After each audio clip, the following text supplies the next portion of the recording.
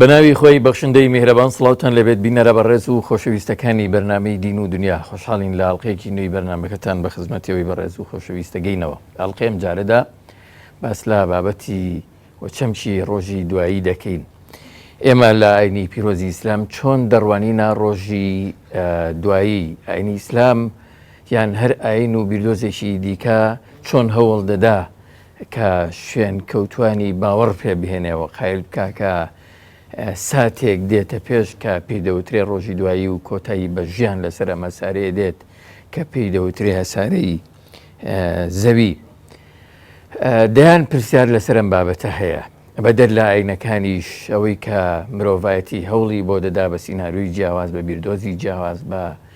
فیلم و دیکۆمنتاری بیخاتە ڕوو کە ڕۆژێک دێژیان لەسرە مەسارەیە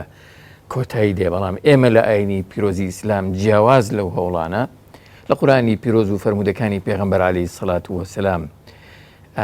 کۆمەڵێکی زۆر دەقمان هەیە کە باس لەم بابەتایەکەن و باوەڕ بە شوێن کەوتوان ینی موسڵمانان دەهێنێ کە شتێک هەیە لە غەیبیات پێی دەوترێ ڕۆژی دوایی. ئێمە لەم بەرنامەیە تەقە لەم بابەتە تەقە لە دەرگای ئەم بابەتە دەین و دەمانەوێ و پرسیارانەی کە لامان گەڵاڵە بوون لە میوانەکەمانیان بکەین و وەڵام وەربگرینەوە بۆ بینەرانی بەڕێز و خۆشەویست بە هیوایەوەی کە ئێوە ئەوەی کە لەم بەرنامەیە تا دەستان دەکەوێت ئیزافەی بکەنە سەر ئەو زانیاریانەی کە لەم بارەیەوە هەتانە. بەڕێز دکتۆر محەممەد پێنجوێنی سەرۆکی لیژنەی فەتوای سلێمانی میوانەکەمانە زۆر بەخێرهاتنیە. زۆر سپاسانەکەم دکتۆر خۆشحاڵم لە خزمەتانە. کاکی دکتۆر بابەتی ڕۆژی دوایی ناچارین لێرەوە دەست پێ بکەین. ڕۆژی دوایی چییە؟ بە ناوی خوای بەخشندە و میهرەبان، بە ناوی ئەو ئەڵڵایی کە ژیانی بەخشی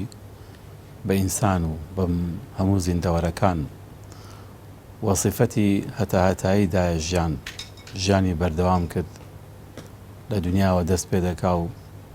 لە کۆتاییش بێ کۆتا لە قیامەتا بەردەوام دەبێ. وهروە سپاس بۆ ئەو ئەڵڵایی کە یەکەم هەدیەکی گەورە و بەخشندەی بەخششێکی گەورە کە دایە ئینسان ئەوەیە کە ژیانی هەتاهەتایی پێدا، کە ئیتر کە لە دایک بوو کە هاتە ژیانەوە تەنها مردنێکی کاتی دنیایی هەیە، بەڵام حیات بەردەوامە و کۆتایی پێنایە. وەوە باشترین دیارێکە کە پەروەردگار داوێتی بە مرۆڤ هەموو دروستکراوەکان تیادا چن، هەمووی دەگۆڕێن، بەس ئینسانە ژیانی بەردەوام و بەرقەرارە. باشی زیندەوەرەکانە هەموو تیاتە چن و دەبرن دەمرن، بەس ئینسانە دەمێنێتەوە و دواییش پلەیەکی بەرزی بۆ دیاری کراوە. ڕاستیە کاتێک کە باسی بڕوابوون بە ڕۆژی دوایی یەکەین، بڕوابوون بەو جیهانە دەکەین کە ئێستا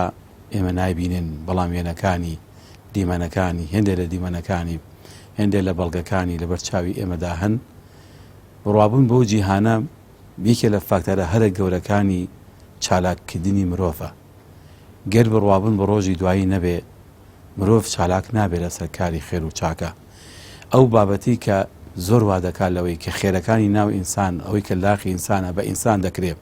ئەو چاکانی کە بە مرۆڤ دەکرێت دەتوانێت بیکە، ئەگە بڕوابوون بە قیامەت نەبوایە بۆمان نەدەکرا و لەسەریشی بەردەوام نەدەبووین. بۆیە ئەو پیاوەی کەوا تەمەنی 80 ساڵ یا 100 ساڵ بەڵام بەردەوام لەسەر چاکەکردن بەردەوام بە شوێن خێرێکا گەڕابێ لە کون و قوژبنێکی ژیانی خۆی ئەنجامی داوە، ئەوە عەوداڵبوونی ژیانی هەتاهەتاییە کە ڕۆژی دواییە. ئەو پیاوە دیندارەی کە لە شەو و ڕۆژە دەسستان و لەگەرما و لە سەرمایە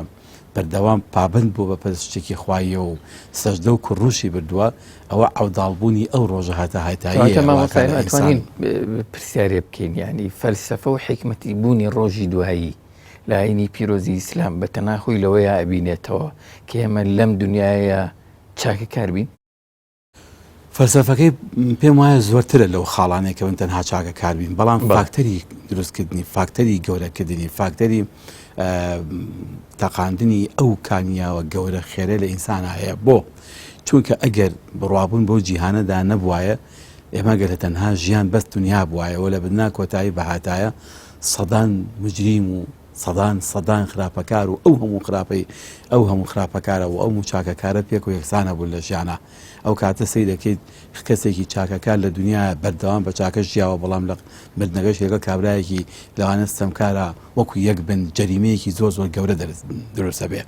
لەبەرەوە کاڵم باسی فەلسەفەی قیامەتم سەرەتا بۆ یەکا کرد تاتەوە لەوە تێبگەین کە بڕوابوون بە قیامەت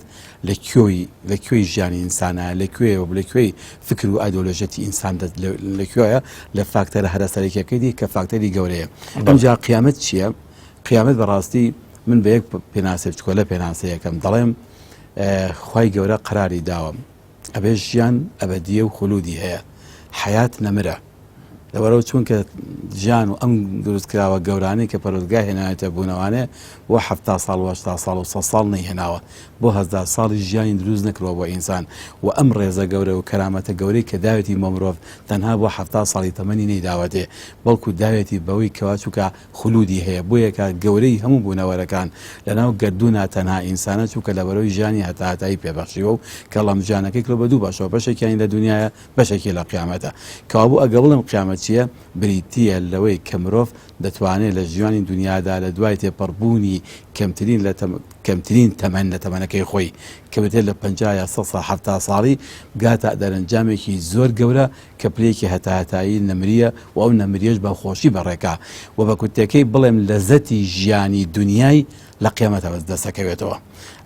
تام و چێژی حیاتی دنیەوی بە قیامەت بەرجەساکە ئەگەر تەنها ئێمە خۆشیەکانی دنیا قیاسکەین لەگەڵ قیامەتە خۆشیەکانی دنیا هیچ نین بەنسبەت قیامەتەوە وەکو ئەو وایە پیاوێک ئەگەر لە ژیانی خۆیان یەک جار تامی هەنارێکی کردبێ و پیاوێکی 100 جۆر تەناری تاقی کردبێتەوە چەندە جیاوازیان هەیە ژیانی دنیا و ژیانی قیامەت زۆر لەوە جیاوازیان زیاترە ئێمە ئەگە تەنها یەک تۆش چێژ و ڕاحەتمە دنیا بینی بێ تەنها لەزەتی خۆشیێکی چەند سەعاتیمان دی بێ بەڵام لەکوێ بەرامبەریەکەی بە لەزەت و خۆشیێکی هەتاهەتایی بەڵام ژیانێکی هەزاران قات پێشکەوتوتر لەم ژیانە ئێرە لێرەدا هەموو شتەکانمان بە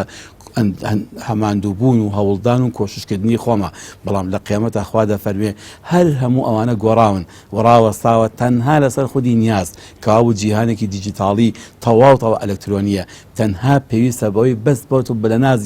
نەناقی خۆتا حتا زبانیش بەکاربێنە مەهێنە تەنها هەست بەکاربێنە بەس هەستت بەکارهێنا ئەوەی کە دەدەوێت دێتە جێ کابوو ئەم بەراوردە زۆر زەحمەتە لە دنیاە لەزەت لە خۆشیەکانی دنیا بە ئیسبەت قیامەتەوە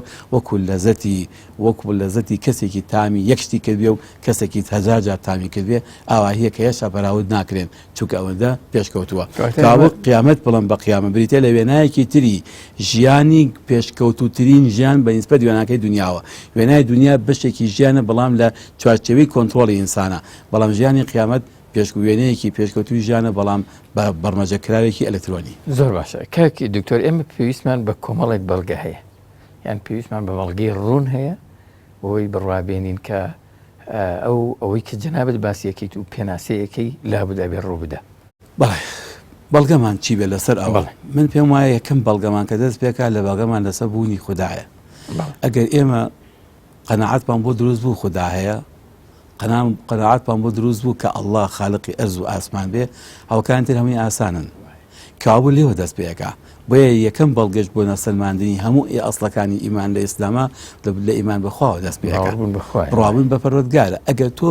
کاتێ زانیت بۆیە خوای گەورە هەموو جا سەرنجی ئێمە ڕادێکێشێ لە مەسەلەی ئیمانە بۆچی سەرنجمان ڕادێکێشێ بۆ ناسینی دەستکردی ئەڵڵا بۆ ناسینی نەخشە سازەکەی ئەڵڵا بۆ ناسینی حەکیمیەت و دانایی و لێزانی و زانایی و عالمبوون و عەلامەتی ئەڵڵا لە گەردوونە ئەو بەڵگانەمان پێ دەڵێ بڕۆ بۆ گەردوون لە دنیادا بزانە زانە ئەمەی کە تۆ دەیبینی ئەم وێنا گەورانە دەستکردی کێن ئایا شتێکی لە دروستبووی خۆکردیە هەر لە خۆ هاتوونەت بوونەوە و ئایا دەستی قەدەرێکی تایبەتی زانای دانا دروستی کردوون قورئان بە تەحەداوە بە هەموو مرۆڤایەتی دەڵێ بە هەرچی زانەکان دەڵێ بە هەرچی عەقڵمەندان و بیرمەندان دەڵێ قل سیروا فی الأرض بڕۆن ئەرز ئاسمان زەوی هەوێت تارکەن بگەڕێن فانظروا إلى آثار رحمة الله بڕۆن سێکەن ئەم نەظەرە تەنها نەظەری چاو نییە نظری لێکۆڵینەوە و دیقەتدان و لێکۆڵینەوە و کۆششکردنی زانستیە بە علم و بە عەقڵ و بە لۆژیکتان گەنە ئەوەی بزانن ئەمانە بەرهەمی چین ئەگەر کاتێک بۆمان سەلما ئەمە ئەڵڵا خالقیانە کابوو هەر ئەو ئەڵڵایە پێشمانە فەرمێ دەسەرنج بن هەر ئەو ئەڵڵایی کە خەڵقی دروستکردوی هێنانیە بوونەوە ئێوەی هێناوەتە بوون هەر ئەوە دروستکردنەوەی جایگەی تر ئەمە بەلای زۆر ئاسانترە فهو عليه هەین چوە هو الذي بدأ الخلق ئەگەر ئەو هات بێ لە سەرەتایە کۆ لە نەبوونەوە ئیبداعێکی ئاوای کرد بێ داهەنانێکی ئەم نەخشە جوانەی کرد بێ ناتوانێت جاری دووەم جارێکی تر دروستی کاتەوە ئەگەر کەس یەک داهێنانی کرد ناتوانێت 100 نمونەی لێ بگرێتەوە ناتوانێت 1000 نمونەی لێ بگرێتەوە کەوابوو پێش هەموو شتێ ناسینی خوای گەورەیە ناسینی ئەڵڵایە بەڵگەکانمان و بەڵگەی ناسینی ئەڵڵاش دەگەردوو ناوازانم ئەوەندە زۆرن ئەگەر ئینسانت بە ئینساف و کوزانایی دەڵێ ئەگەر عەقڵمان دانەخەین وەڕق بەسەرمان بەسەر لۆژیکمان نازاڵ نەبێ هەردی قەدانمان لە یەک مەخلوقی خوا بەڵگەکانی خوامان دەستەکەوێت کاتە خوای گەورەی لەم بارەیەوە چی دەفەرمی لەبارەی قیامەتەوە یا لەبارەی بڕوابوون بە قیامەتەوە پەروەردگار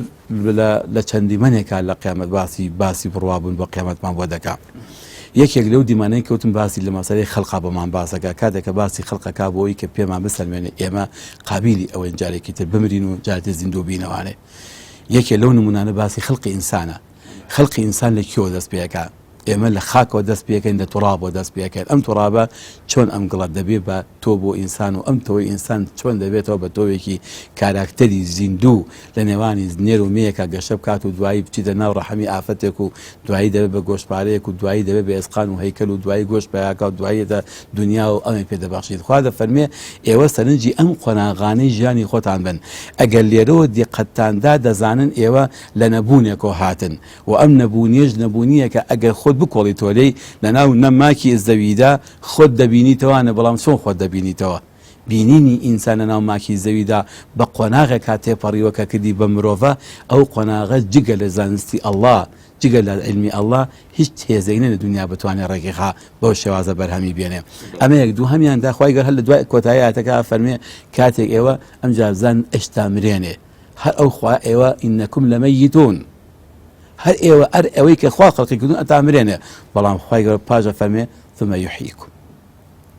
ئەمەیەکە لە بەڵگەکان بەڵگەی خەڵق کابڵە خوسەرنجی مەراحلی خەڵقی خۆمان بین خۆمان دەنا خۆمان ناسی دەزانین مردن و ژینی ئێمە هەردووکی پێکۆ لە دەسەڵاتی خوا یەکسانە دووەم خوای گەورە لە مەسەلەیەکی زۆر گەورەتر لەوە باسی مەسەلەی قیامەتمان بۆ دەکات کاتێککە پێمان دەناسێنێ دەفەرمێ لە دنیادا من چوار شت هەیە کۆیان نەکاتەوە سیانە بە چای خۆمان نەبینین هو الذي خلقكم ئەفەرمێ ئەو خوایە کە ئێوە دروست کرد باشە پاشان فەرمێ ڕەزەقەکم پاشان یومیتوکم ئەشتا مرێنێ ثم يحييكم ئەفەرمێ لەو چوارە سیانە بە چای خۆتان نەبینن تەنها دانەیەکیان ماوە ئەگەر تۆ خۆی قیامەت کاملکردنی ئەم پرۆسەیە بەڵام پرۆسەیە تۆ سیانیان بە تەواوەتی ئێمە هەمومان نەبینین یەک خاڵیان معقولە خالقێک باسی بە مۆزوعێک بۆ بکات سیانە بە چای خۆ بینی خاڵەکان یەک دانەما بێ ئەوان محاڵ بێ کەواتای ما جەنابی مامۆستا دادگەری لەوەیە کە بێ ڕۆژی دوایی هەبێ ئەجینات تحقیق نابێ دادگەری مەسەلەن پرۆسەکە کامەڵ نابێ یەکێکی ترە لە فەلسەفەی بوونی قیامەت وەکو چۆن فەلسەفەتم بوونی قیامەتێ لە تەقاندنی کانیاوی چاکە خواردزی ئینسان و هەروەها ماندوونەبوونی چاکەکارانن لەگەڵ ناچاکان و لەگەڵ زاڵمانە چاکاران لە چاکی خۆیان ماندوو نابن ئەگەر تۆ سەرنج بێ ئەگەر قیامەت نەبوایە باشە ئەو هەموو قبولکردنی زوڵمە لەلایەن مەزلومێکەوە چی وای لێ دەکا هیچ نەکا خۆی ئینتیحار نەکا بۆ خۆی ئینتیحار ناکە بۆ خۆی ناکوژێ بۆ گەچ 20 ساڵ 30 ساڵ لە ژێر نێزەی ستەمێکا قبولەکە چووکە بڕای بەوە هەیە یەکێتر لە فاکتەرەکانی عەدلە ئیلاهیەکەیە عەدلی ئیلاهی وا دەخوازێ ئەگەر لە دنیادا چووکە دادپەروەریەکە تحقیق نابێ خوای گەورە دەفەرمێت لە قورئانی پیرۆزە أفنجعل المسلمين كالمجرمين ما لكم كيف تحكمون چۆنە کرێ کابرایەکی مسلمان و کابرایەکی مجرم وابێ چۆنە گونجێ مجرمێک کەلفجار بێ چۆنە بگونجێ زاڵمێک کە عادلێ بێ ئەخر ئەمە بەڕاستی زوڵمە ئەمە زوڵمە کاکە ئەحمەدی شێخ هەر مردن کۆتایی بێت و سەدامیش هەر مردن کۆتایی بێ زوڵمێکی زۆر گەورەیە ئیمامی شافعی لە مردن کۆتایی فرعونیش مردنا کۆتایی پێ بێ هەردووکیان ژیانە بە مردن یەکسان بکرێنەوە تەواوکەرێک ئەبێ ئەم دیمەنە تەواوکەرێکی هەبێ هەموو جار زانایەک تەشبیهەکە بە فلیمێکی دوو ئەڵقەیی ئێمە ئەڵقەیەکەم سەیرەکەین دیمەنەکە هێشتا تەواو نەبووە چاوەڕێی ئەڵقەی دووهەمەکەیت تا ئەڵقەی دووهەم نەناڵێ ئەمە فلیمە تەواو نەبووە دەڵقەیە کەما بینی کابرا گوژێکی کێڕاوە دزیەکە کات و یەکێ فڵانە کات و یەکێ لۆ لاوانەیە دیفاع لەوێ ترەکات دوایی نازانین دەرەنجام چییە. ئەبێ چاوەڕێگین ئەڵقەی دووەم ببینین زانی دەرەنجامی ئەم فلیمە چی بوو، زاڵمەکە چی دزەکە چی بەسەر هات و پیاوە هاوکارەکە چی کرد و خێرەکە چی دەستکەوتەوە. قیامەتیش تەواوکەری ئەم پرۆسەی دنیاە. جنابدان لە بەڵگەکان نابوون من ڕامگرتن. بەڵێ ئەوە بەڵگەیەک و کوڵین بەڵگەی عەدالەتی خوایش هەر بە هەماش. بەڵگەیەکی ترمان هەیە بەڕاستی مەسەلەی حکمت لە خەلق. حکمت لە خەلق چییە؟ خی گەورە لە قورئانی پیرۆزدا زۆر باز لە حکمەتی لە خەڵقەکە. فەلسەفەی خەلق چی خوا خەڵقی دروست کردووە؟ وما خلقت الجن والإنس إلا ليعبدون. باشا إلا ليعبدون. عبادت چییە؟ عبادت عملی تایە، عبادت دوانێ جەزای تایە، عبادت سزای تایە، وانێ هەردووکیانمانە. ئەگەر قیامەت نەبێ فەلسەفەی خەڵقیش تاقیق نابێ، کەوا بەگە ژیانی تەنها بۆ دنیا بێ وەکو وایە پەروەردگار هات پێ ئەم بیناس جوانە سازەی ساز کرد بێ ئەم دنیا جوانە بەم هۆشتانەوە، بەڵام بۆ شتێکی زۆر کەم. دەخوای پەروەردگار کاتیش دەخوای گەورە قاعیدەیەکی هەیە هیچ شتێکی بێ حکمت ناکە. خی گەورە کاری بێ حکمەتی نییە ئیلا ئەمەی کردووە ئەم پرۆسە گەورەیە ئەبێ لە پشتی و معنایەکی زۆر گەورەتر هەبێ و بێ فەلسەفێکی زۆر گەورە تحقیقکە. معقول نییە ژیانی دنیا بتەنها بۆ 1000 ساڵ بۆ 2000 ساڵی لێرا کۆتایی پێبێ ئەم هەموو ئینسانش بێت و بڕوە و ئەو هەموو جەرائیم و ناڕەحەتیش ئەنجام بدرێ، بەڵام هەمووشی لە کۆتایی هاتنی دنیا کۆتایی پێبێ. ئەمە نقطەیەکی گرنگە کە حکمت بەڕاستی لە خەڵقا یەکێ لەمە حکمەتەکانی بێتێ لەوەی کە بێت دیوی دووهەمی ئەم حکمە ئەم خەڵقە بێتەوە دیوی دووهەمی دیوی یەکەمی خەڵقی ناساندنی ئینسانەکان بە یەکتر، ناساندنی فڕۆسەکەی، ناساندنی مەسەلەی خەڵقە. دیوی دووهەمی پاداشتی ئەو ناساندنێ. دیوی یەکەمی بریتی بوو لە بەڕێکردنی پرۆسەکە بە شێوازێکی کۆنتڕۆلی لەلایەن خودی ئینسان خۆی بە ئازادی، بەڵام دیوی دووهەمی بریتە لەوەی کە بابەتێکی ترە دیوێکی تری ژیانە کە بەشێکی هەر زۆری پەیوەندی بە دیوی یەکەمەوە هەیە. لە دیوی یەکەما تۆ دیوی دووهەمی ژیانت ئامادەیاریە کە ئەو کاتە لەوێ پرۆسەکە پرۆسەیەکی ئازادی دین بە معناوەی کە منیتر مکەلەف تەکلیف نییە بە کاتی پاداش و سزایە. کابوو مەسەلەی فەلسەفەی خەڵق بەڵگەیە لەسەرەوە. نمونەیەکی تر بۆ ناساندنی قیامەت لە قورئانە کە بۆمان باسەکە پەروەردگار لە نەمازیجا باسێکە. کۆمەڵی نەمازیجی جوانە هێنێتەوە بۆمان. یەکێ لەوانە باسی شوهەداکە، ئەو کەسێک کە لە دنیای گیانی بەختەکە بۆ دیفاع لە خەڵکی مەزلوم، بۆ چەسپاندنی خێرێکی گەورە، بۆ بڕینی دەستی زاڵمێک. ئەفەرمێکی هێوا گومان مەبن ئەوانە قوتیلوا فی سەبیل الله ئەمواتە بل أحياء عند ربهم يرزقون. ئەمە نموزەجە، ئەوە نموزەجی کەسێکی ئاوا بۆ دەهێنێتەوە دەڵێ ئەمانە لە عەقڵی ئێوەدا کوژراون، لە مەنطقی ئێمەی دنیاییدا وا دەزانین لە قەبرایەتی کۆتایی ئەسقانەکانی بوو بە خۆڵ، بەڵام خوا فەرمێ عند ربهم يرزقون بفعل مضارعی بەردەوام ڕزق و ڕۆزیان هەر بەردەوامە، کابوو ژیانیان هەر بەردەوام ئەوان لە عەقڵی تەنها لە لای تۆ نەماون لە دنیادا، ئەمما لە پرۆسە حیاتێکە هەر بەردەوامە. ژیانێک هەیە ئەوە نموزەجێکی تری بێنێتەوە باسی فەرعەونەکە. خوا فەرمێ النار يعرضون عليها غدوا وعشيا ويوم تقوم الساعة أدخلوا آل فرعون أشد العذاب. نمونەی فێرعون لە دنیا هەستەمێکی دەسەڵاتدارێکی زۆر گەورە بوو، خاوەنی کۆشک و تەلار و پارە و جێش و سامان بوو، خۆی بە نیمچە خۆیان دەسەر زەوی ئیتحادای خۆیان کرد. دەخوا فەرمێ ئەوە تاکو قیامەت هەموو ڕۆژە پیشانی ئاگدەدێن ئەوە جەهەنەمیان دواتر ڕۆژی قیامەتە پێڵێن ئەدخیلوا آل فرعون، خۆش و جەماعەتەکەشی باشن ناو جەهەنەم. ئەوە نمونەیەک. نمونەی ترمان بۆیانەوە ئەوانەی کەوا چی بوون؟ ئەوانەی کە لە دنیادا بڕوان بخوا بوو، تەقوا و دینداری باشیان هەبوو، ثم استقاموا تتنزل عليهم الملائكة ألا تخافوا ولا تحزنوا وأبشروا بالجنة التي كنتم توعدون. نموذجي أوانا نموذجي أمانيك متقين استقامان هەبوو دەفەرمێ لە قیامەتە مژدان پێدا مژدەب دانەچنە شوێنێکی زۆر خۆشەوە کە ئەو بەهەشتێکە لە دنیادا خوا پەیمانی پێدا بوون. نەشتەرسن، نەترس ماوە، نەبیم ماوە، نەخەوفە، نەسزایە، هیچ شتێکتان نەماوە. لە دنیادا ترسان لە زاڵم ئێستا زاڵم نەماوە، لە دنیا ترسان لەو عەمەلتان قبوڵ بیان قبوڵ نەوەستەکانە هەمووی قبوڵ بوون. وأبشروا بالجنة التي كنتم توعدون. قورئان نموذجی ترمان بووێنەوە فەرمێ ئەوانەی ئەمما من ئەوانەی کە بەسەندیە أما من خاف مقام ربه ونهى النفس عن الهوى فإن الجنة هي المأوى. نموذج بشان دا أواني ترسيان لكيبو، ترسيان لمقامي واني ربي خوا مقامي ألوهية مقامي ربوبية ناسيبو خوا برب بإله ناسيبو لدنيا دا رشاوي أو مقام ربوبيتان كذبو ونهى النفس عن الهوى ئارەزوەکانی خۆیان لە دنیا حەزیان لە پارە و سامان و لە تێرکردنی شەهوەت و ئارەزوی خۆیان بەڵام هەمویان واز دەهێنا لەبەر خاتی مەقامی ڕبوبیەتی ئەڵڵاکەیان ئەفەرمێ ئەوانە فإن الجنة هي المأوى تەنها شوێنێ هەیان بێت تەنها باشتە شوێنی تریان نییە بەڵام پێچوانەکە لە پێشوا باسەکە ئەوانەی کەوا خەریکی دین توان نەناسی و لە خوا نەترسان خەریکی مەسەڵەن نەفسبازی بوون ئەوەی شوێنەکان جەهەنەمە جەحیم ماوای ئەوان جێکی ئەوانە جەنابی مامۆستا هێندەی ئەخر باوەڕهێنان بە دروستکراوەکان بە تایبەتی مرۆڤ کۆشمەند و عەقڵە بەوەی کە ساتێک هەیە و لە چوارچێوەی غەیبیاتەوە بێ ئیمانی پێبێنێ هێندەی ئەمە ینی ئەمەم پرۆسە قورسە پرۆسە ناڕەحەت و ئەوەیە ینی بەڵگە هەیە لە قورئانی پیرۆزە ڕوونی دەکاتەوە کە دوجار مرۆڤەکان وا لێ دەکات تەسلیمی ئەم حەقیقەتە ببن بەڵێ نمونەی قورئانی پیرۆز کۆمەڵی نەمازێکی تریش ئەدا نمونەی واقعی نمونەیان پێدا کە لە دنیادا بەشێکە لە قیامەت هەر نمونەی بەشە لە قیامەت مەسەڵەن بۆ نمونە خوای گەورەی کە لەو نمونە باسەکە کە تۆ کاتێکە گەوتە ناو تەنیاییەکەوە لە ناوەڕاستی دەریایەکەیت دەستت لە هەچی ئەسبابی دنیاییە پساوە ئەلەو ساتە وەختانە خوا فەرمێ تۆ کێ ئارەزومەندەکەی کە دەست فریادکەوێت کێ لە نازی ئینسانە هەیە بێ لەو کاتە تەنیایی کە هەچی ئەسبابی دنیایی هەیە لە عەقڵی تۆدا وجودی نەماوە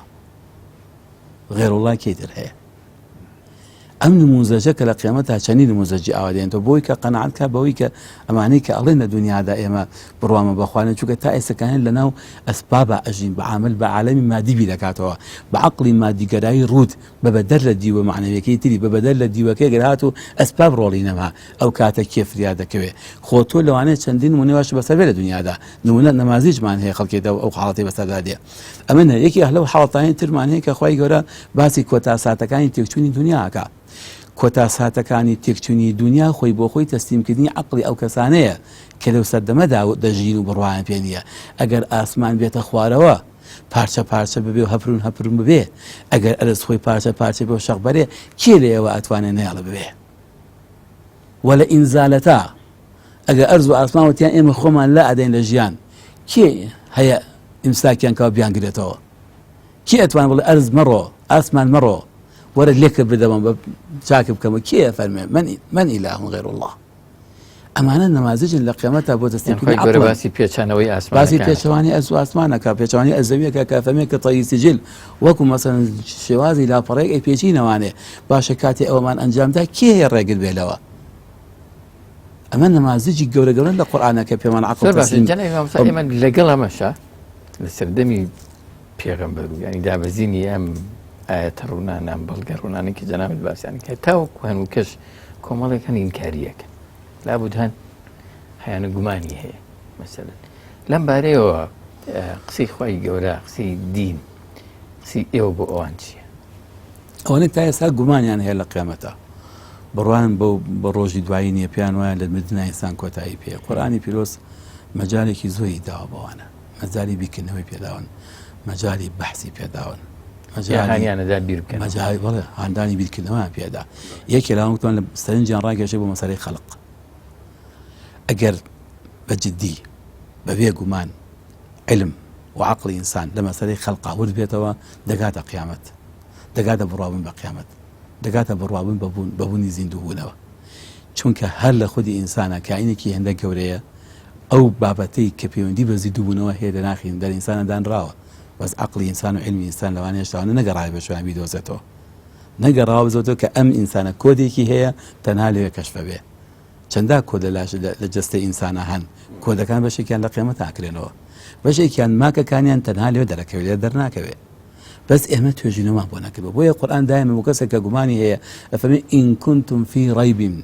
ئەگەر ئێوە گومانتان لەچێ لە بەعث هەیە ڕەیب گومانتان لە شکتان هەیە لە زیندووبوونەوە دا ئەفەرمێ سەرنج بن لە مەراحلی خەڵقان ئەوە ئینسانە هێنامان بەم قۆناغەیە برتمان ئەیهێنین لە دایک ئەبێ باشە قۆناغی لە دایک بوون بەشێک نییە لە قۆناغی زیندووبوونەوە لە دوای مردن ئەگەر ئەو ئینسانە بێنین لە پێش لە دایکبوونی هاتەن دنیایی هێشتا لە دایک دەستکی دایکیاتی بڵێن کاکە تۆ دوای ئەگە کەش کوڕ بیا کەش بێ بڵێن تۆ دوای دە سەعادیتر دوای 9 مانگیتر دوای ئەوە ڕۆژێتر شتە سەر دنیایەک پان و بەرین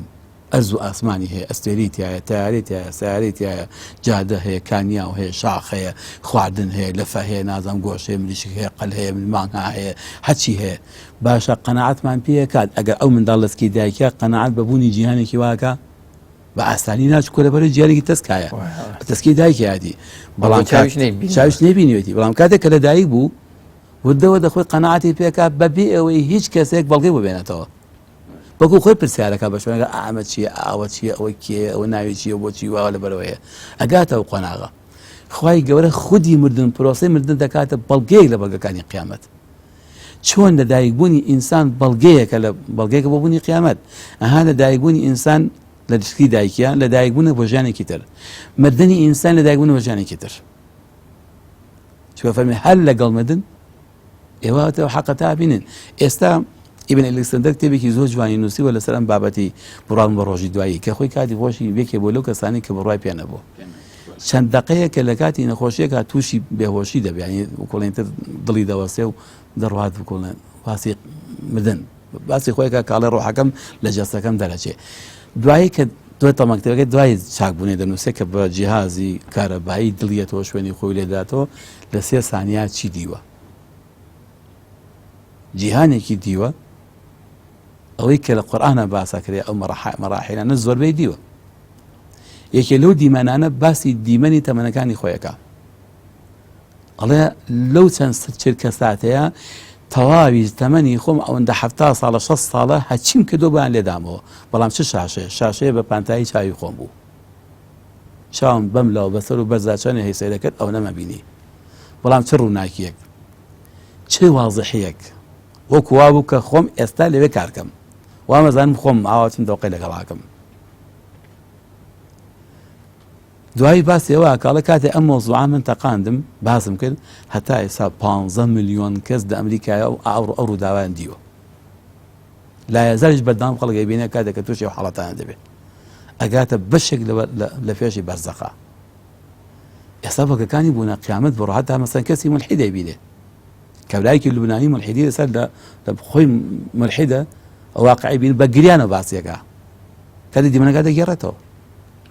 چونکە دیمەنێکی ئەوە مؤثرە ئەمە جیهانێکە مردن لە دایکبوونە بۆ جیهانە وگوت چۆن لە دایکبوون لەسکی لە دایکبوون بۆ ئەم جیهانێرە خودی مردنی لە دایکبوونە خوای گەورە لە ئەم مقارنە بۆیە کە دایمەن مەوت و حیات پێکۆ ئەهێنێت مەوت و حیات بێکەوە هاتوون مەوت بەڵگەی لەسەر حیات بەڵگە سەر مەوت بۆیە کە هەر کاتێک ئینسان لە ژیانە کات لەسکی دایکیا دروست ئەبێ لە دایکبوون و ویلادەکەی ژیانێکی پێسەمێنێ مردنیش لە دایکبوونێکی تر لە جارێکی تر جای مامۆساوانەی ئینکاری زیندووبوونەوە و هەبوونی ڕۆژی دواییەکان هیچ بیرۆکەیەکی بەدیلیان هەیە بۆ ئایندەی مرۆڤایەتی یان مەسەلەن قسەیەکی دیکەیان هەیە بەڵگەیەکیان هەیە بیخنە ڕوو بڵێن ئاوایە بەڵگەکانیان زۆرتر پێشە بەستێ بە بەڵگە مادیەکان کە بریتێ لەوەی کە ئێمە هەرچی بە چاوی خۆمان نەماندی بێ و هەرچی بە هەستی خۆم من ئێستا هەستی پێ نەکەم قسەیەکی عەقلانیە نەخێ قسێکی مەنطقی نییە هەزاران نمونەمان هەیە بە چاوی خۆی نایبینێ و بە هەر دو ڕۆژ نییە کە بە چاو نەمان بینی بەڵاشە ئەم بابەتە مادیە جدەلێکە هەتاکو ئێستا پێم وایە بنەمایەکی نەبووە نەیتوانێت خۆی بگرێت لە بەردەمی حەقیقەتی بوونی علمی قیامەت و ئەسڵە دینیەکانە و تا ئێستا بە درێژایی مێژوو بە درێژایی مێژووی ئینسانیەت مەسەلەی ئیلحاد و مادیگەرایی هەر لە فەلسەفەوە بگرێت هەتاکو ئێستا فەلسەفەی مادیگەرایی و یۆنانیەکان و هەتا ئێستا لە ژیانە هەر هەبووە بەڵام بۆچی نەیتوانێت بێتە زۆرینە بێتە عەقڵی زۆرینە بۆ نەیتوانیوە لە بەردەم بەڵگە ئاینیەکانە یا بڵێن دەقە قورئانیەکانە خۆ بگرێ چونکە بنەمایەکی ڕەسینی فکری گەورەی نییە بنەمایەکی زانستی نییە تەنها بنەمایەکی زیاتر مادیگەرایی بیرکردنەوەی سەطحی ئینسانە بۆیە قورئانی پیرۆز کاتێک کە باسی ئەم مەوزوعات کات ئەفەرمێ بەتەحەداوە ئین کونتم فی ڕەیبین تەنها ئەگە یەک شتان هەیە ئەگەر ڕاستەکەن وەرن دراسە بکەن وەڵڵا ئەگە بە دراسە و بە عیلم بڕۆیت ئەو تۆزە شکەشە هەر نابێنێ بۆیە قورئان ناوی ناوە بە ڕەیب حتى بشكل ناوي نناوە چکە ڕێب شکێکە تۆزە لە شکیش خواردترە یعنی ناگاتاوەی کە بەسن زۆر بەڵگەی بەهێزی هەبێ ئەم بابەتانە حتى فەرمێ زعم الذين كفروا أن لا يبعثوا ئەوانەی بێبڕوا بن وا گومانیانە بن کە هان فەرمێ زعموا نەیفەرمووە شەکوو زعمێ گومانێکی بێبنەمای بێنانزانستیان هەیە تەنها خەیاڵە تەنها مەسکن کوڵان جۆرێکە لە حەز جۆرێکە لە عقلەت و لۆژیکی کتابەتی خۆی ئەن لە یبعثوا بەڵام قل بەلا وەڕەبی لەتوبعثن بە پێغەمبەری خوا فەرمێ ئەوەندە بە تەئکیدی بە شانازیەوە بەرەو ڕوویان ڕابووەسە بڵێ بسوێن بە خودا بەڕاستی سوێن بە ئەڵڵا بە تەئکید زیندوو دەبنەوانێ پاشە وەرە ئەم تەحەدا عیلمیە پێغەمبەری خوا عەلەیهی سڵاو وسەلام چۆنێکا لەسەر بنەمایەکی زانستی کاگە بنەمایەکی زانستی نەبێ بنەمایەکی لۆژیکی بەجێ بەهێز نەبێ قورئان نافەرمێ قل بەلا وەڕەبی لەتوبعثن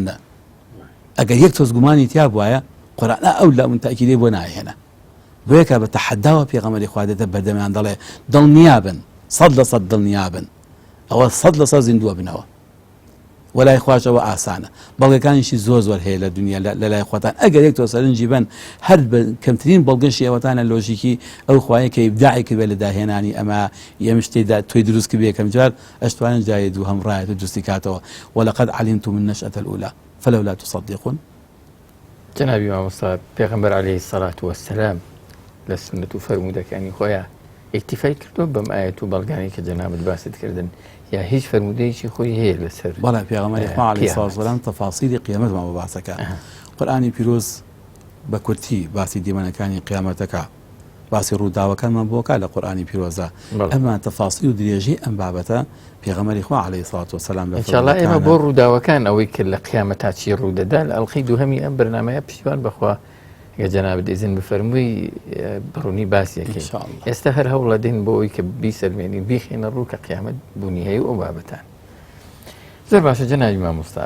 لەم چەند خولەکەی کە ماوە لە بەرنامەکەمانە من دەمەوێت بپرسێ قۆناغبەندی لە ڕوودانی قیامەتا بوونی هەیە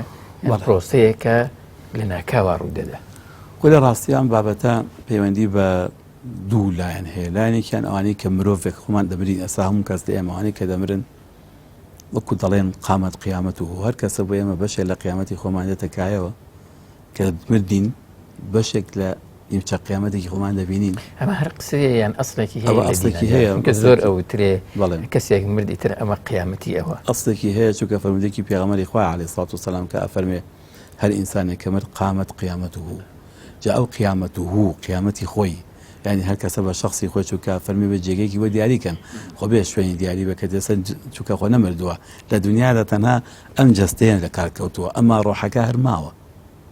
ئەم جەستەیە ئیشی وەزیفەی تەواو بوو بەڵام خۆ ئەوەی کە ئەم جەستە دەجوڵێنێ ئەوەی کە هەستەکەیە ئەوەی نەستەکەیە ئەوەی مەسەبیرکردنەوەکانی پێ ئەوەی کە خواستەکانی پێوە هەر ماوە ئەمەیە دەردەچێت دەڕوا ومەش کە دەڕوا نامرێ ئەمە حەیا هەر زیندووە کەچێک کاوە قیامەتی خۆی بەرپا بێ هەر کەسە بە ئەندازەی خۆی چی دەوروبەری خۆی چی کردووە لە کار و چاکەی خۆی قازانج و باشەکانی خۆی وەرەگرێتەوەوانە و زەرەر و زیانەکانی خۆشی بۆ دیاریەکرێت لەژێر چ باسەکە دەناڵم چه حەقێکی بەسەرەوەیە بەڵام قیامەتە کۆتاییەکە کە بێتە لە دنیا تەوابوون و ئیتر ژیان لەسەر دنیادا نامێنێ ئەمەیان لە قورئانی پیرۆزا کومەڵە قۆناغبەندی بۆ کردووە ئەمان بە مەرحەلە ڕوەدا و ئەمان پرۆسەیەکی تایبەتی پەروەردگارە کاتەکە ئێمە نایزانین و بۆ ئینسان کاتی دیاریکراوی نییە ئێمە نازانین کێ ڕوەدا و عیلمیشمان پەوە نییە کەی ڕوەدا بەڵام گونجێ کۆمەڵە نیشانەمان باتێ کۆمەڵە کەس زۆر بە نیشانەکان ینی لە سەرەتای ساڵەکانی 2000 بە منەوەشم پێ بڵم ینی زۆر نزیکیان خست بوویەوە کە ئەوە قیامەت نزیکەوە ئایا هیچ ئەوانە هیچی بەڵگەنی هیچی نابنە بەڵگە چووکە ئەو نیشانانەی کە ئێماڵن نیشانەکان هیچی نیشانەی یەقینی نین هەمووی گومانن ئێمە ئەمە پێڵەن زانیا شتی زانیا لەلا ئێمە ئیبێقین لەسەر بنیاد نادرێ و ناشتوانین لەسەر ئەو نیشانانەیە بڵێن یەکەیەکە ئەم نیشانە کە تەواو و ئیتر قیامەت کۆتایە دەگونجی ئەم نیشانانە هەمیان بیش بێن هێشتا هەزاران ساڵی تر مابێ وەک بۆ دنیا هێشتا نەزانین هیچ قۆناغێک ئاستێک دیاری نەخێ پەروەردگار هیچ شتێکی دیاری نەکرد بۆ وێشە تۆ تەنها پێمان بڵێ هەندێک لەو نیشانانە چی یەکێ لەو مەساو نیشانەی کە لە فەرموندا هاتوون زیاتر لە نزیکەی 80 بۆ 90 نیشانە هەندێک لە زانانە هێنن هەندێک لەوانە لە 80 بۆ 20 دیاریکراوە هێنن مثلا بۆ نمونەیەکێ لەوانە دیارترینیان مەسەن بریتە لەوەی کە خوڕە و خۆڕ ڕۆژهەڵات و ڕۆژئاوا گۆڕانکاری بەسەرا بێ یەکێ لەوانە بریتی بێ لەوەی کە زوڵ وستەمێکی زۆر لە دنیادا بەرقەرارە بێت و عادەلەت کەمە بێتەوەوانە وستەم زۆرە بێ یەکێ لەوانە هاتنی سێدنا و زیندوبوونی سێدنا عیسایە و هاتن بۆ سەر دنیاە یەکێ لەوانە پەیدابوونی محەممەدی مادی و ئەمانە کومەڵی نیشانەن هاتون بەڵام ئەمانە کو عەزم کردی هیچیان لە قورئان ڕەبت نەکراون بۆی کە بە هاتنی یەکێکیانە تەواوبوونی دوانیان ئێتە کە تەواو بۆ قیامەت کۆتایی پێ بێ گونجێ وەکو پێم وتی ئەم نیشانانە هەمیان هەر یەکە لە خوانە قۆناغێ لە نزیک خستنەوە بێ بۆ ئینسانەکان تاکو هەڵوێستی بکەن و زیاتر ڕاشڵەکەن بۆی خۆیان ئامادە بکەن بۆ ئەوێ ئەگەر خەلەلێگەی ئەگەر خراپەیەگەی ئەگەر ناچاکی هێنا ڕێکیە باشیکەن بەڵام هەموو ئەمانە ئێمە هێشتا هەرە بێ لە تەوەقوع بژین قورئانی پیرۆز لەسەر مەسەلەی قیامەتە شتێکی زۆر جوانی بۆ هێناوین کە مەسەلەی تەرەقوبە بەردەوام ئێمە بێت لە هەستی ڕوودانی قیامەتا بین چونکە پێغەمبەری خوا عەلەیهی سڵاتو وسەلام کە فەرمودەیەکی فەرمێ من و قیامەت ئاواهین پێکەوە لەو کاتوار وا فەرمێ فەرموو من و قیامەت ئاواهین پێکەوە مەبەستی یعنی بەردەوام من هەستی هاتنی قیامەتی خۆم ئەبێ لە گوێما بزرنگێتەوە گەوانە بێ ناتوانم خۆم ڕێککەمەوە ناتوانم من چاکانی خۆم زۆر کەم وەکو پێم وتی بۆتم قیامەت مەسەلەی ئیمامون بە قیامەت فاتەری هەرە زۆری هێزەک هێزی چاکەکردنی ئینسانە ئەم هەستەیە لە ئینسانە فەرموو من و قیامەت ئەم دوو پەنجەیە واتان لە پاڵێکین خۆ پێغەمبەری خوا وەفاتی کرد و چەند ساڵە وەفاتی کرد تا ئێستا دنیا هەر بەرقەرارە بەڵام بۆ پێغەمبەری خوا عەلەیهی سڵاتو وسەلام تەواو بوو دنیا چوە لە قیامەتی خۆیەوانێ و قیامەت بەر بۆ ئەو لەگەڵ خۆیەتی ئێمەش بە هەمان شێوە لەگەڵ قیامەتا بێ ئاواهی بین پێکەوە قورئان فەرمێ ئین الساعة آتیة لا ڕیب فیها ئەم مەسەلەی تەرەقوبە تۆ بەردەوام لە هەستێکی چاوەڕوانی کتوپڕای کە ئەم جیهانە ڕووبدا ئەم حەقەتە ڕووبدا ئەو پرسیارە لە پێغەمبەر عەلەیهی سڵاتو وەسەلام نەکراوە کە کەی قیامەت دێ بەڵێ فەرمێتی کە قیامەت دێ فەرمی نازانم بەڵام نیشانەکانی ئەمەیە ئەگەر هاتووە کاتێ مەسەڵەن بینتان کەسانێکی بەڵێن بۆ نمونە نەخوێنەوار و بێپەتی و مەسەلەن نانوو بوو ناخدا دانا و زانا و خاوەندە سەڵات و هەر کاتێ مەسەلەن بێڕێزی کرا بەرامبەر گەورەکانتان و کۆمەڵ نیشانەی فەرموو ئەمانە نیشانەتانی قیامەت نزیکوەتەوە لێو نیشانانە ساڵ بۆ ساڵ هەر کەسان لەوانەیە لە سێ ساڵ چوارێکە بە دیمەنی جیاواز هێشتا ئەو نیشانەی کە پێغەمبەری خوای فەرمی عەلەیهی سڵاتو وسەلام بەو دیمەنەی کە ئێمە تەسویرمان کردووە بە عەقڵ تێگەشتنی ئێمە لەوانەیە سەد جار ڕووی دابێ بەڵام گونجێ بەو دیقەتەی کە پێغەمبەری خوا فەرمی سەر ڕووی نەداوێ ئەوەی ئێمە تەشبیهێکەنەوە ئێمە دێن بە خۆمان دەڵێن ئەمە لەوە چێ ئێمە دەڵێن پێمان وایە ئەمە ئەوەیە بەڵام گونجێ ئەوەی کە پێغەمبەری خوا فەرمووی کۆدێکی زۆر نهێنی هەیە هێشتا زۆری مابێ بەڵام هەموو یەکێک جیلە لە جیلەکانی موسڵمانان دێکات بە تەفعیلەکە لە ژیانی موسڵمانە ئەڵێ خۆتان ئاگادار بنەوانێ ئاهاوتەوە کۆمەڵی پەیدا بوون واکەن کاو نیشانەکانی قیامەتە وریابە ئەیکا بە فاکتەری زیندووبوونەوە فاکتەری گەرمکردنەوە فاکتەری جایتر نوێبوونەوە ئەگەینا ئەو نیشانانەی کە من خوێندومەتەوە زۆریان سەرنجم داون هەچی زۆربەی کاتێککەوتراوە زانایە فەرمێتی ئەو نیشانە لای ئێمە ڕوویداوە فڵانشتە بەڵام خۆ هەر گومان تەشبیه بووە کەچی دوای ئەوەی 100 ساڵ تێپەڕیوە دنیا هەر بەرقەرارە بۆ کەوابووانە بوو نیشانەکە ڕاستە بە تەسویری من بۆ نیشانەکە تەفسیریم بۆ نیشانەکە هەڵەیە هێشتا نەگەشتمان حەقیقەتی نیشانەکە هێستا من کۆدی نیشانەکەم نەدۆزیوەتەوە حەقیقەتی زانستی ئەو نیشانە شتێکی ترە ئەوانە ئەگونجێ لە بەرقەرابوونی دنیا کاتێکە ئەو فڕۆسێ بەرقەرارە بێ وتیاچون وردە دانیان بە حەقیقەت دەرکەون بەڵام ئەوەی لە ئێمەوە دیارە بە عەگوێرەی عەقڵ و فەهمی ئێمە ئەمەیەتی کە ئێستا منەی بینم ئەمە بۆچی باشن ئەمی پێغەمبەری فەرموویەتی ڕاستن بۆ باشن کە ئەو بەردەوام تۆ لەگەڵ قیامەتە ئەژێنێ عەقڵیەتی بوون لەگەڵ قیامەتە و فکری قیامەت بوون لە ناخی ئینسانە ناکوژێتەوە چونکە هەر ساتە وەختی ئەوە لە ئینسانە لاواز بوو ئینسان بەرویا جەهلە ڕوا یا لادانە چێ یاستەمە ڕوا یا خراپەکان ناکری ئەمە تەنها باوەڕبوونێک بێ بە قیامەت هەمان بێ و لەولاوەدانین تا و کاتێکی بێ بەڵامە بێ بۆ هەموو بابەتەکان لە قیامەتەوە سیریان لە هەموو کاتێکا بێ تەرەقوب هەبێ لە هەموو کاتێکا بێ کە هاتین بن بەردەوام فکری بوون هاتنی قیامەتی من ئاواهی بێ لە پاڵمە بڵام ئێستانە سەعاتێکی تر سەعاتێکی تر باینە ئێوارە بۆیە کە ها عابیدەکان و خواناسان کاتێکە نوێژانەکرد فەرموو باشە بۆ ئەوەی فەرمی کێڵەکەمە بەیانی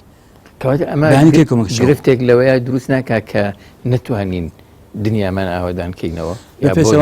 بە پێچەوانەوە خۆی فاکتەری ئەوە دنیا ئاوادانکردنەوەیە پەلە بە منەکە کە ئەبێ دانەنیشتم بەخەریکی ئیشەکانە بە من ئیشم تەوەزیفەم تەواو بکەم ئیشی وەزیفەی خۆم لە دنیادا دانیشتن نییە چونکە ئەم قیامەتی کە من بۆ یاڕۆم پێویستی بە عەمەلە پێویستی بە عەمەلە خوای گەورە فەرمێ من عمل صالحا منكم من ذكر وأنثى باشا وهو مؤمن فلنحيينه حياة طيبة ئەگەر ئەمەوێ ژیانی طیب دەستکەوێ بەردەوام لە خەریکی عەمەلی ساڵح بم بەچی عملی ساڵحی من بەردەوامە بێ ئەبێ ئەگەڵم حڵاتە بژیم ئێستا ڕۆم کاکە دنیا بتامەکەم سەرمایەکەم بەش ناکە بێ زوو خەریک بم ئاوادانی کەمەوە من بەشی خۆم بەجێ بێڵم ئەوەندە بکەم ئیش بۆ قیامەتە کە حادی تەی من دەستکەوێ ئەمەش پیاوەری خۆ پێمانە فەرمیێ چەندە عملەکانی زۆر بێشتا بەکەمی بزانە چەند زۆرێکی بێشتانەوەی لە دەستکەوتەکانی قیامەتە هیچ نەبن بەڵام جاری واژە لە پیرمان نەچێ کردەوەیکی زۆر بچکۆلە هەیە لای خواوە هو عظیم لەلای من زۆر بچووکە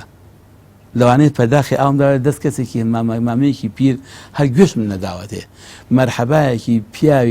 پیاوێکم کردوێ کە کەسی لە لانەوە بێت چۆن مامەی گیان چۆن دەستم ماچ کردێ بەشێکی ڕۆتین سەرم کردێ بەڵام لای خواوە هو عظیم ئەمی زانە گەورەیە لەگەڵ ئەم مەسەلە ئیمان بە ڕۆژی قیامەتە دوو فاکتەری زۆر گەورن ئینسانە خەنە سەر ڕەویەکی خێرا چالاک ئێمە لە کۆتایی بەرنامەکەمان دەین بەڵام بەسمە یەک پرسیار ئەوە بکەم ئەوەندەی کە سەرنجتان دابێ و بە دوواداچوونتان کردوێ ئەوانەی کە بێ باوەڕن و بە شوێن کۆتایی هاتنی دنیاە ئەگەڕن هەست ناکەن لە فەراغێکە سوڕێنەوە ینی بەوەی ناتوانن باوەڕ بە خۆیان بهێنن بەوەی کە ئەوان تەفسیری بۆەکەن کۆتایی دنیا چییە من مادام باوەڕیان بەوەی ئیسلام هێناوێتی نییە من نمونەیەکی بچکۆلە بگەڕمە هاوڕێکم هەبوو لە ساڵەکانی 85 ئالی گەڕەکێوین بەڵێ ئەو فول مەسەر مادی بوو مارکسی بوو منیش پێچەوانەکەی فول فەقێ و مزگەوت بووم بەڵام هاوڕێژ بووین بێکەوە دائما مناقەشەمان بوو قەدەر وای لێ هات ئیتر من خوێندم تەواو کرد و ئەوی بۆ خۆی تیجارەت و بازرگانی پیاوێکی باش وەک بڵێن تاجرێکی چاک دنیایەکی باشی هەبوو بەڵام ڕفیقاتیمان ماوەی بۆی دابڕانی خوێندنەوە بچڕا تا ساڵەکانی 90ەکان دوایی ئیتر ئەو بە حەقەتەن بە شوێن مناگەڕابووم بە شوێن وایە لە بیرشم چ بووە بەڵام ئەو لەم تەلەڤیزیۆن دەرکەوتبوو منی بینی بوو تەلەفۆنشتی پیا کرد و پێنی پێوە کردم ڕۆژی ها بۆلام ئەم قسە بۆ گەڕمە کە ئەم وەڵامی پرسایی جەنابت بڵێ وتی لەو کاتێکێ 84ەوە هەتاکو و ئەو کاتەوەزانەوە چوانەوە پێنەوە شەشوانە بوو دە ساڵێک وتی من ئەوە گەورە بووم و پارەی باشم پیاکرۆ لە مەرزای ئەوم کردووە ئەوم کردوە وتی هەتا ئێستا لە ژیانەما هیچ ساحەت ناکەم هیچ پێم وایە فەراغێکی زۆر گۆ لە نەفس مایە پێم ماڵێ تۆ لە فەراغ ئاژی ئەم هەمووشتە بۆ چیەکەی من زۆر ماندووە بم شەی وایە هەتا یەکی شە و دووشەوە لە ڕێگەیان بەسەر لۆریەوە هاتووم و ڕۆشتم و ماندوو بووم و پارەم دەستکەوتووە بەڵام چوم دەبارەکە عەرەقم خواردەوە و خۆ سەرخۆش بووم دوای بەیان سامەتەوە هەر ئەوە بووە ئەمە دووبارەیە زۆر دووبارەیە ئێستا بیرەکەم باشە من ئەمە بۆ دڵمی ساحەت ناکە هیچ دڵم پێ خۆش نییە فەراغێکی گەورە هەست پێکەم لە ناخما هێشتا پێم مەڵێ تۆ ئەوە مردیت چیت بەچی کردووە منیش ئالەوەیە ئەمجا پرسیارێک لەو برادەران ناکەم لەگەڵ برادران کە دامدانیشتینم گوت زۆر چاکە ئێمە بڕوامان بە قیامەت هەیە ئەم هەوخوا هەردوو ئێوە ژەمرین ئێمە ژەمرین باشە ئەگەر گریمان مردین چوینە قیامەت قیامەت ڕاست بوو حقیقەتی هەبوو ئێوە چیەکەن نەگە لە دنیاە دوڕان بە قیامەت بوو ئیشی دنیاشم خواردووە باش بەلەزەتی ژیاوە چاکەشم کردووە بەلەزەتی ژیاوە حەلا نایەکم بەجێ هێشتووە بەس ئێوە دنیادا بەس دنیاتان خواردووە باشە کە مردن ئەوە قیامەت ڕاست بوو ئەو کاتە چیەکەن وتمەگەر ڕاست نەمێ لای من هیچ زەرەرم نەکردووە ڕاست بۆ خۆمی ساحەت دەکەم وتم مردم و تەواو بەس ئەگەر ڕاستیش بێت ئەوە شتی خۆم پێ بەس ئێوە چیەکەن وەڵڵای وەڵامیان پێ نییە ڕاوەسە وەڵام نییە ئێ باشە تۆ بێ گریم هیچ نێ بۆ گریمانە تۆ چەندها دنیا لە گریمانی دنیا ئیشی بۆ یەقینە بۆ دروست نابێت لەسەر گریمانەکە لەسەر گریمانەکە تۆ ئیشەکە لە دنیادا هەر لەسەر دنیادا چەندها گریمانیش بۆ کردووە خۆمە گریمانەیەکیشە 100% بەندەکە ڕاستە یەقینە تەنها ئەو دی بردنەکە لێ دیار نییە ئێ باشە تۆ نابێت بۆم گریمانەکە جا ئەم پیاوە کە عەزم کردی وتی وەڵاهی مامۆستا من هاتووم ئەمەوێ ئەو دڵم ئاسوودە بەخۆدا بچمەوە وتم وەڵا ڕێگەکەی زۆر ئاسانە وەرە سەر ڕێکەکەی مزانە یاسبوداویانە وەڵا الحەمدوللا کەدەوە بێکت خوا شاهیدە هەموو جارێک ئێستاش لە حەیاتا ماوە هەموو جارێک ئەڵێ خوا جەزاباتەوە وەڵی ئێسەکانە ئەو نەمرتاحم چونکە ئەو پارەی پیاکەم ئەوە دنیاکەم دەستکەوتووە باڵەخانەم هەیە و باخم هەیە و سیارەم هەیە و 4-5 سیارەم هەیە چیم هەیە بەڵام ئەو بنیارەی کە ئێبەخشم بە فەقیرێک لە بەخاتی خوا ئەو بەلامەی خۆمە هیچی دنیای خۆم نیە ئەوە لەزەتێکی لێ بینم جا من هێشتم پێوتووە ئەو شەژەڕێرە ئاڕێمەوە ئەڵێم وەڵاهی هەر ئینسانێک لە دنیادا کە بژی ئەگەر بڕوای بە قیامەت نەبێ لەزەت لەم دنیا ناکە لەزەت و تامی ژیانی دنیا بە بڕوابوون بە قیامەتەوەیە ئەگەر بڕوات بەو جیهانە گەورەی نەبێ دوای مردن زیندووبوونەوە نەبێ و بەهەشت نەبێ و جەهەنەم نەبێ و سزا و عیقاب نەبێ وەڵای ئەم دنیا هیچ لەزەتێکی نییە هەر هەمووی ناڕەحەتی و ناخۆشیە ئەوەندەی تۆ تووشی بەڵابی تووشی خۆشی نابی کاکە جاری وایە نەخۆشیدا دەڕزێنێ جاری وایە کاروباری سیاسیدا دەڕزێنێ ژیانی داڕزاندووی جاری وایە نەخێر هەر دەوروبەرەکە دای ڕزاندووی جاری وایە ژیان ئەوەندە ماندوود ئەکا ئەوەندە ماندوو دەکات تۆ بەردەوام ماندووبوون زۆرتر لە ئیساحەتەکانت دەتخوا لەزەتی لەکوایە ئەگەر من دوا ڕۆژێکم نەبێت تیای ساحەت کەم بەڕێز دکتۆر محەممەد پێنجوێنی سەرۆکی لیژنەی فتوای سلێمانی ماندوومان کردی زۆر سپاس زۆر سپاس